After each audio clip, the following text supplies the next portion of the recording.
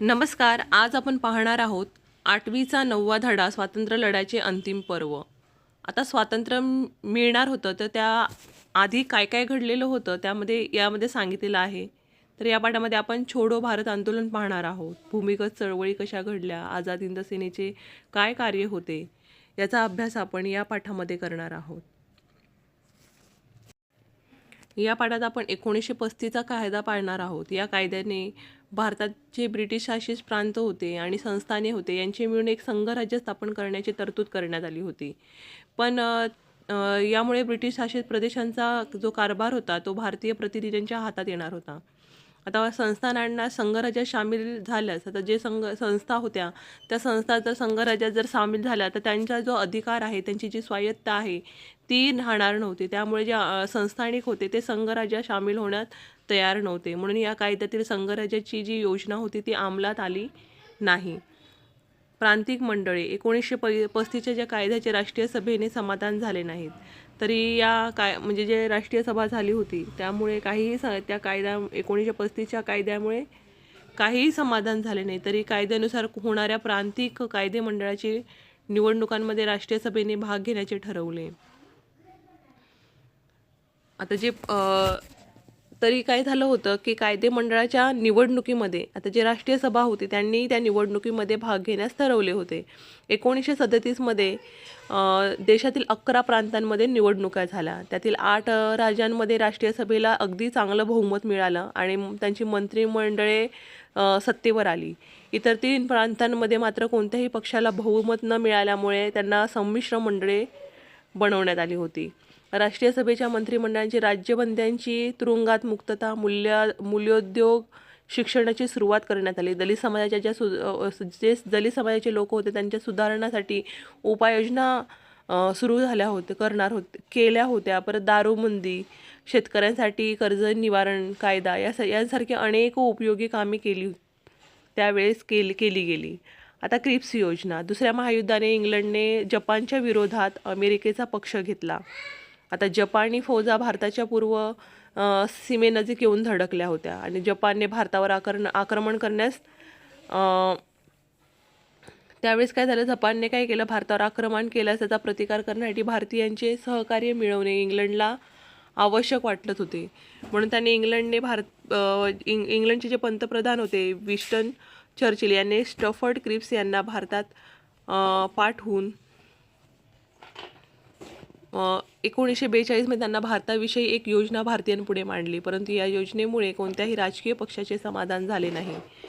पूर्ण स्वातंत्र्याच्या मागणीचा स्पष्ट उल्लेख या योजनेमध्ये नसल्याने त्यामुळे राष्ट्रीय सभेने ही जी योजना होती ती नामंजूर केली आणि क्रिप्स योजनेत पाकिस्तानच्या निर्मितीचा समावेश नसल्याने मुस्लिम लीगनेही ही योजना फेटाळली.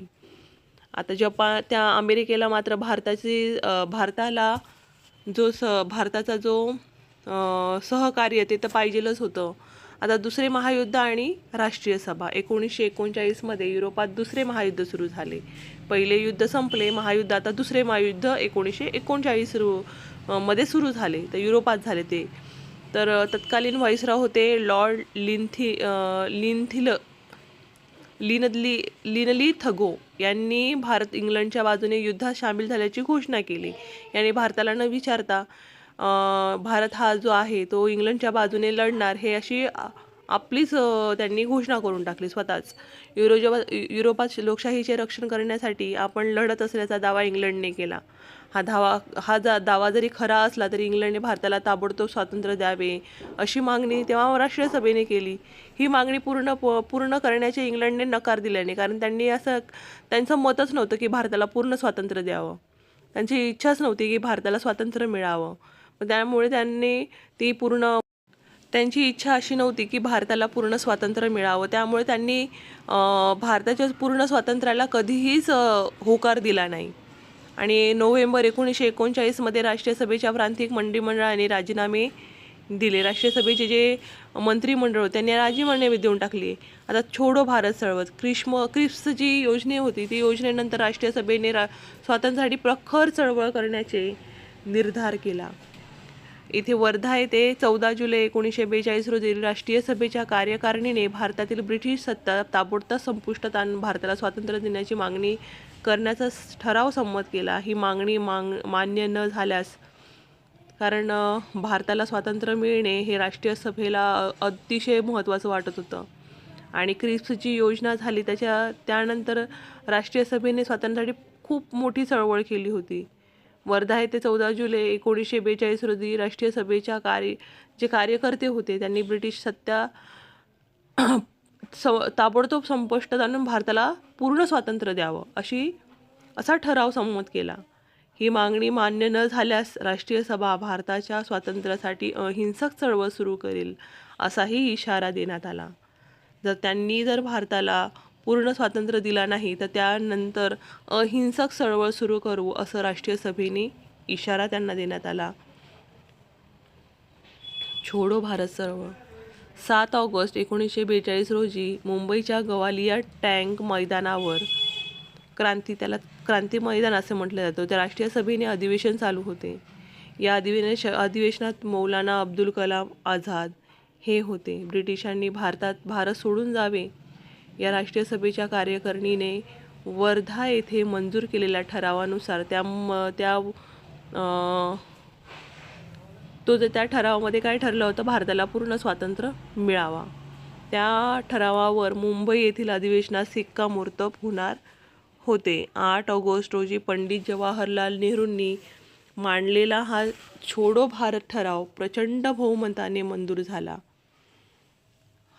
हे कोणी छोडो भारत चळवळ कोणी केली होती? जवाहरलाल नेहरूंनी. गांधीजींच्या नेतृत्वाखाली देशव्यापी अहिंसक आंदोलन सुरू करण्याचाही निर्णय घेण्यात आला. गांधीजी म्हणाले, या क्षणापासून तुमच्यापैकी प्रत्येक स्त्री पुरुषाने आपण स्वतंत्र झालो आहोत असे समजले पाहिजे आणि स्वतंत्र भारताचा नागरिक म्हणून वागले पाहिजे. आपण भारताचा स्वतंत्र तरी करू किंवा हे भगीरथ प्रयत्न करत असताना मरून तरी जाऊ. गांधीजींनी जनतेला करेंगे या मरेंगे या भावनेने बलिदानास सिद्ध होण्याचे स्फूर्तिदायक आव्हान केले होते. कारण जर तुम्ही आम्हाला स्वातंत्र्य दिलं नाही तर आम्ही अहिंसक चळवळ सुद्धा करू शकू असं त्यांनी इशाराही त्या ब्रिटिशांना दिला होता. आता पाहणार आहोत जन आंदोलनाला प्रारंभ. राष्ट्रीय सभेच्या प्रमुख नेत्यांना अटक झाल्याचे वृत्त देशभर पसरले. संतप्त जनतेने जागोजागी मिरवणुका काढल्या. पोलिसांनी जनतेवर लाठी हल्ले आणि गोळीबार केला तरी लोक घाबरली नाहीत. काही ठिकाणी ब्रिटिश सरकारच्या दडपशाहीचे प्रतीक असणारे तुरुंग, पोलीस ठाणी, रेल्वे स्थानके इत्यादी ठिकाणी आंदोलकांनी हल्ले केले. अशाच वेळेस काही लोकांनी वैयक्तिक सत्याग्रह सुद्धा केले. त्यामध्ये नाव आहे आचार्य विनोबा भावे. ब्रिटिश सरकारकडे मागण्यांकडे सातत्याने दुर्लक्ष करत असल्यामुळे ब्रिटिश सरकार राष्ट्रीय सभेने युद्धविरोधी प्रचार करण्याचे ठरवले. यासाठी सामुदायिक चळवळ न करता एकेका व्यक्तीने कायदेभंग करावा असा निर्णय घेण्यात आला.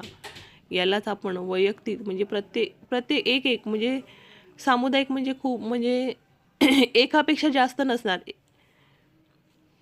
वैयक्तिक म्हणजे स्वतः एकट्याने केलेले हे सत्याग्रह असणार. आचार्य विनोबा भावे हे वैयक्तिक सत्याग्रहाचे पहिल्या सत्याग्रही होते. हे लक्षात ठेवा. परीक्षेमध्ये विचारले जाणार की वैयक्तिक सत्याग्रहाचे पहिले सत्याग्रही कोण, तर आचार्य विनोबा भावे हे होते. त्याच्यानंतर सुमारे 25,000 सत्याग्रहींनी वैयक्तिक सत्याग्रहात भाग घेऊन तुरुंगवास स्वीकारला होता बघा. अशा बऱ्याच जणांनी त्यानंतर विनोबा भावेनंतर बऱ्याच जणांनी वैयक्तिक सत्याग्रह केला आणि त्यांनी सुद्धा तुरुंगवास भोगला होता. सरकारी कचेऱ्या ताब्यात घेण्याचे प्रयत्न केले. महाराष्ट्रात चिमूर, आष्टी, यावली, महाड, गारगोटी इत्यादी अनेक गावातून आबालवृद्धांनी नेटाने आणि असीम धैर्याने दिलेले लढे अविस्मरणीय ठरले. आता हा शिरीष कुमार आहे, हा बालवीर आहे. त्याची स्फूर्तिगाथा आपण बघणार आहोत. स्वातंत्र्य चळवळीमध्ये शाळकरी विद्यार्थ्यांनी सहभाग घेतला होता. नंदुरबार येथे शाळेतील विद्यार्थ्यांनी शिरीष कुमार यांच्या नेतृत्वाखाली तिरंगा झेंडा घेऊन मिरवणूक काढली. वंदे मातरमच्या घोषणा दिल्या. पोलिसांनी चिडून छोट्या मुलांवरही गोळीबार केला. या गोळीबारात शिरीषकुमार, लालदास, धनसुखलाल, शशीधर, घनश्याम हे शाळकरी विद्यार्थी हुतात्मे झाले. आता भूमिगत चळवळ. आता बघा, वैयक्तिक चळवळीचे कोणी सुरुवात केली होती तर आचार्य विनोबा भावे. आणि बाल म्हणजे लहान जो आहे तो वीर झालेला होता, वीरमरण त्याला आलं होतं, त्याचं नाव होतं शिरीष कुमार. आता भूमिगत चळवळ बघूया. 1942च्या अखेरीस जन आंदोलनाला नवीन वळण मिळाले. आंदोलनाचे नेतृत्व तरुण समाजवादी कार्यकर्त्यांकडे आले होते. त्याच्यामध्ये होते जयप्रकाश नारायण, डॉक्टर राम मनोहर लोहिया, छोटूभाई पुराणिक, अच्युतराव पटवर्धन, अरुणा असफ अली, युसुफ मेहर अली, सुचेता कृपलाणी, S.M. जोशी, शिरूभाई लिमये, नाग गौरे, यशवंतराव चव्हाण, वसंतदादा पाटील, मगनलाल बागडी, उषा मेहता यांसारखे अनेक नेते आघाडीवर होते. रेल्वे मार्गाची मोडतोड करणे, टेलिफोनच्या तारा तोडणे, पूल उद्ध्वस्त करणे इत्यादी मार्गाने आंदोलकांनी दळणवळण व सरकारी यंत्रणा यांना म्हणजे हे उद्ध्वस्त करून टाकलं होतं, त्यांचे विस्कळीत करून टाकले हे सगळे रस्ते. संपूर्ण भारतात आंदोलनाचे परसद उमटले. सिंध प्रांतात हेमू गिलानी यांनी हत्यारबंद ब्रिटिश सेना घेऊन जाणारी रेल्वे येत असल्याचे वृत्त कळतात. त्या रेल्वेमध्ये खूप मोठ्या प्रमाणात हत्यारं होते. त्यांना हे कळताच हेमू गिलानींना त्यांनी आपल्या साथीदारांसह रेल्वे मार्ग उद्ध्वस्त करण्याचा प्रयत्न केला. ते न्यायालयाने त्यांना फाशी मग त्या ब्रिटिशांनी त्यांना पकडलं आणि त्यांना फाशीची शिक्षा सुनावली. सध्याच्या रायगड जिल्ह्यातील कर्जत तालुक्यातील भाई कोतवाल यांना आझाद दस्ता नागपूरच्या जनरल आवारी यांची लालसेना भाई कोतवाल यांचा आझाद दस्ता, नागपूरच्या जनरल आवारी यांची लाल सेना होती. अशा गटांनी कित्येक महिने सरकारला सळो की पळो करून सोडले होते. मुंबईला विठ्ठल झवेरी, उषा मेहता व त्यांच्या साथीदारांनी एक गुप्त प्रक्षेपण केंद्र स्थापन केले. त्याला आझाद रेडिओ म्हणतात. त्यावर राष्ट्रभक्तीची गीते गायली जात होती. देशातील आंदोलनाच्या ज्या बातम्या आहेत त्या प्रसारित केल्या जात होत्या. देशभक्तीपर भाषणे किंवा गीते त्याच्यामध्ये वाजवली जात होती. त्यामुळे आंदोलन चालवण्यास जनतेला प्रोत्साहन मिळाले. अशी प्रक्षेपण केंद्र कोलकाता, दिल्ली, पुणे येथे काही काळ चालली. सरकारची स्थापना. देशाच्या काही भागात ब्रिटिश अधिकाऱ्यांनी हकालपट्टी करून तेथे लोकाभिमुख सरकारे स्थापन केली. ब्रिटिश सरकारला खूप ठिकाणी हाकलून टाकलं. यालाच प्रतिसरकार असे म्हणतात. आणि स्वतः तिथे आपलं सरकार स्थापन केलं भारतीयांनी. बंगालमधील मिदनापूर, उत्तर प्रदेशातील बालिया व आझमगड, बिहारमधील भागलपूर व पूर्णिया या जिल्ह्यात प्रतिसरकारे स्थापन करण्यात आली. ब्रिटिश सरकारला तिथून हाकलून टाकण्यात आलं.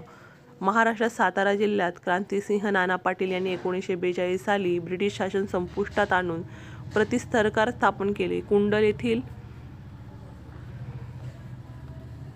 क्रांती अग्रणी G.D. उर्फ बापू लाड यांच्या नेतृत्वाखाली स्थापन झालेल्या तुफान सेनेच्या माध्यमातून कर गोळा करणे, कायदा सुव्यवस्था टिकवणे, गुन्हेगारांना शासन करणे यासारखी कामे प्रतिसरकार मार्फत केली जात होती. अशा प्रकारे नेमलेल्या लोकमान्य लोकन्यायालयाद्वारे केलेला न्यायनिवाडा लोक स्वीकारत असत. सावकारशाहीला विरोध, दारूबंदी, साक्षरता प्रसार, जातीभेद निर्मूलन अशी अनेक विधायके कामे या सरकारने केली. त्यामुळे जनतेने प्रेरणा जी प्रतिसरकार आहे ते जनतेची प्रेरणास्थान ठरले. चले जा चळवळीचे महत्त्व. हे क्रांतिसिंह नाना पाटील आहेत बघा. चले जाव चळवळीचे महत्त्व. 1942च्या चळवळीने देशव्यापी आंदोलनाचे स्वरूप धारण केले होते. स्वातंत्र्यप्राप्तीचे उद्दिष्ट पूर्ण करण्यासाठी लक्षावधी भारतीयांनी असीम त्याग केला.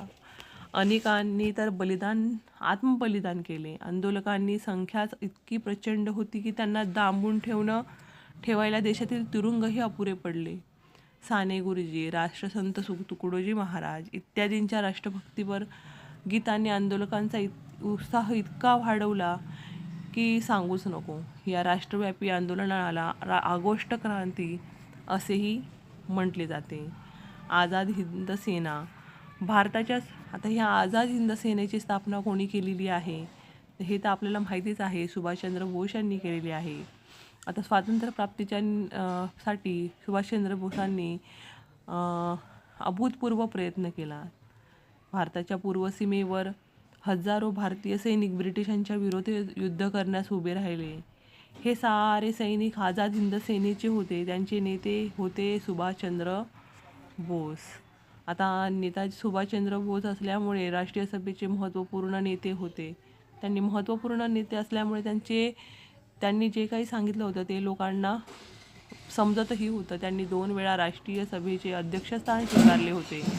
इंग्लंड दुसऱ्या महायुद्धात गुंतले असल्याचा फायदा घेऊन भारतात आंदोलन तीव्र करावे, त्यासाठी इंग्रजांच्या शत्रूचीही मदत घ्यावी असे सुभाषबाबूंचे मत होते. परंतु याबाबत राष्ट्रीय सभेच्या ज्येष्ठ नेत्यांशी त्यांचे मतभेद झाले. परिणामी सुभाषबाबूंनी पदाचा राजीनामा झाला. त्यांना ते पटलं नाही आणि त्यांनी ते राजीनामा देऊन टाकला. सुभाषबाबूंनी अध्यक्षपदीचा राजीनामा दिला. आपले विचार जनतेपुढे मांडण्यासाठी त्यांनी फॉरवर्ड ब्लॉक हा पक्ष स्थापन केला. त्यानंतर सुभाषचंद्र बोस यांचा फॉरवर्ड ब्लॉक हा पक्ष आपल्या समोर आला. सुभाषचंद्र बोस आपल्या भाषणातून ब्रिटिश सत्तेविरुद्ध उठाव करण्याचे आता सुभाषचंद्र बोस आपल्या भाषणातून ब्रिटिश सत्तेविरुद्ध उठाव करण्याचे आव्हान भारतीयांना करू लागले. त्यामुळे सरकारने त्यांना बंदिवासात टाकले. तुरुंगात सुभाषबाबूंनी प्राणांतिक उपोषण सुरू केले आणि शासनाने त्यांना मुक्त करून त्यांच्या घरी नजरकैदेत ठेवले. तेथून वेषांतर करून सुभाषबाबूंनी सुटका करून घेतली. 1941च्या एप्रिलमध्ये ते जर्मनीला पोहोचले. तेथे त्यांनी फ्री इंडिया सेंटर स्थापन केले आणि जर्मनीच्या बर्लिन रेडिओ केंद्रावरून भारताच्या स्वातंत्र्यासाठी जनतेने सशस्त्र लढ्यात भाग घेण्याचे आवाहन केले. याच काळात रासबिहारी बोस यांनी सुभाषचंद्र बाबूंना जपानला येण्याचे आमंत्रणही दिले. आता हे कोण आहे? रासबिहारी बोस. आझाद हिंद सेनेची स्थापना रासबिहारी बोस 1915 पासून जपानमध्ये राहत होते. हे जे रासबिहारी बोस आहेत हे जपानमध्ये 1915 पासून राहत होते. आग्नेय आशियातील देशप्रेमी भारतीयांना संघटित करून रासबिहारी बोस यांनी 1915 पासून जपानमध्ये राहत होते आणि आग्नेय आशियातील देशप्रेमी भारतीयांना संघटित करून रासबिहारी बोस यांनी इंडियन इंडिपेंडन्स लीग नावाची संघटना स्थापन केली आणि 1942च्या पूर्वार्धात जपानने आग्नेय आशियातील ब्रिटिशांच्या ताब्यातील प्रदेश जिंकले. तेथील ब्रिटिश सैन्यातील हजारो भारतीय सैनिक व अधिकारी जपानच्या हाती लागले. युद्धबंदी झालेल्या भारतीय सैनिकांची एक पलटण कॅम मोहन सिंग यांच्या मदतीने रासबिहारी बोस यांनी तयार केली. तिला आझाद हिंद सेना असे नाव दिले. पुढे नेताजी सुभाषचंद्र बोस यांनी आझाद हिंद सेनेचे नेतृत्व केले. 1943च्या ऑक्टोबरमध्ये नेताजींनी सिंगापूर येथे आझाद हिंद सरकार स्थापन केले. सिंगापूर येथे त्यांनी स्थापन केले बरं का. नवाज खान, जगन्नाथ भोसले, डॉक्टर लक्ष्मी स्वामीनाथन, गुरुबख्शसिंग धिल्लो, प्रेमकुमार सेहगल इत्यादी त्यांचे प्रमुख सहकारी होते. कॅप्टन लक्ष्मी स्वामीनाथन या झाशीची राणी महिला पथकाच्या प्रमुख होत्या. कोण? कॅप्टन लक्ष्मी स्वामीनाथन ह्या झाशीच्या राणीच्या पहिल्या महिला पथकाच्या प्रमुख होत्या. नेताजी सुभाषचंद्रांनी भारतीय जनतेला तुम खून दो मैं तुम्हें आझादी दूंगा असे आवाहन केले. आझाद हिंद सेनेचा पराक्रम 1943मध्ये जपानने अंदमान निकोबार बेटे जिंकून घेतली. आझाद हिंद सरकारच्या स्वाधीन केली. नेताजींनी यांची अनुक्रमे शहीद आणि स्वराज्य अशी नावे दिली. हे जे आहेत बेट अंदमान आणि निकोबार एकाचं नाव शहीद ठेवलं आणि एकाचं स्वराज्य. 1944मध्ये आझाद हिंद सेनेने म्यानमारमधील आराकानचा प्रदेश मिळवला. आसामच्या पूर्व सीमेवरील ठाणे जिंकली. याच काळात आझाद हिंद सेनेला जपानकडून मिळणारी मदत बंद झाल्याने इंफाळची मोहीम अर्धवट राहिली. मात्र प्रतिकूल परिस्थितीतही आझाद हिंद सेनेचे सैनिक निठाणे लढत होते, परंतु याच काळात जपानने शरणागती पत्करली. 18 ऑगस्ट 1945 रोजी विमान अपघातात सुभाषचंद्र बोस यांचे निधन झाले. या पार्श्वभूमीवर आझाद हिंद सेनेला शस्त्र खाली ठेवावी लागली. अशा रीतीने आझाद हिंद सेनेच्या लढ्याचे रोमहर्षक पर्व संपले. पुढे आझाद हिंद सेनेच्या अधिकाऱ्यांवर ब्रिटिश सरकारने राजद्रोहाचा आरोप ठेवला. पंडित जवाहरलाल नेहरू, भुलाभाई देसाई, तेज बहादूर सप्रू यांसारख्या निष्णात कायदेपंडितांनी त्यांच्या बचावाचे काम केले. मात्र लष्करी न्यायालयाने अधिकाऱ्यांना दोषी ठरवून त्यांना जन्मठेपेची शिक्षा ठोठावली. त्यामुळे भारतीय जनतेत ब्रिटिश शासनाविरुद्ध खूप मोठ्या प्रमाणात असंतोष निर्माण झाला. अखेरीस लष्करी न्यायालयाने दिलेल्या शिक्षा सरकारला रद्द कराव्याच लागल्या. भारतीय नौदल व विमानदलातील उठाव. आझाद हिंद सेनेच्या प्रेरणेतून नौसैनिकांमध्ये व वायुसैनिकांमध्ये ब्रिटिश सत्तेविरुद्ध असंतोष निर्माण झाला.